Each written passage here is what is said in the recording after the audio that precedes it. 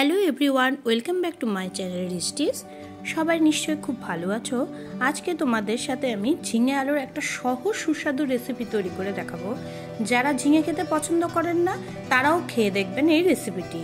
চারদিকে এখনই যা গরম পড়তে শুরু করেছে, এই 6-7 মাস এই পটল, ঝিঙে আর ভিন্ডি তো আমাদের প্রতিদিনের খাবারের সাথে। তাই কীভাবে খুব সহজ জলদিভাবে রান্না করা যায় আর খেতেও যাতে টেস্টি হয় সেদিকেই নজর দেব।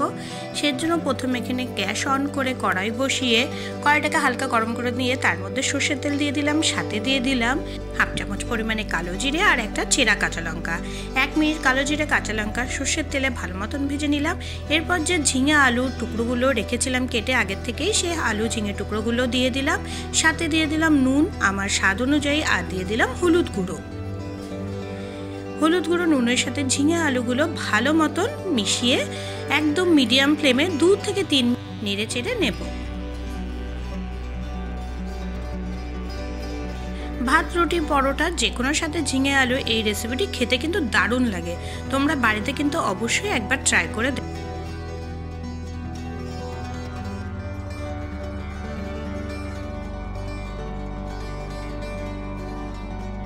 3 মিনিট পর গ্যাসের ফ্লেম একদম কম করে নিয়ে আরও 2 মিনিট ঝিঙে আর আলুর টুকরোগুলো নেড়ে চেড়ে নিচ্ছি।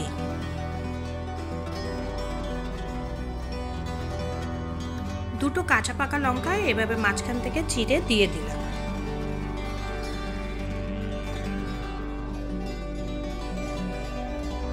তোমরা চাইলে এই সময় সামান্য পরিমাণে চিনি অ্যাড করতে পারো। আলু ঝিঙেগুলো চেক করে দেখলাম ভালো মতন রান্না হয়ে এসেছে। এবার গ্যাসের ফ্লেম অফ করে দিলাম। গরম গরম ঝিঙে আলু এই রেসিপিটি ভাত রুটির সাথে অবশ্যই একবার ট্রাই করে আমাকে কমেন্ট করে জানিও তোমাদের কেমন লাগলো রেসিপিটি। ভালো লেগে থাকলে অবশ্যই লাইক শেয়ার করে দিও আর নতুন বন্ধুরা আমার চ্যানেলটিকে সাবস্ক্রাইব করে দিও। পাশে বেল আইকনটিকে অবশ্যই ক্লিক করে দিও। দেখা হবে আবার পরের ভিডিওতে। সবাই খুব ভালো থেকো।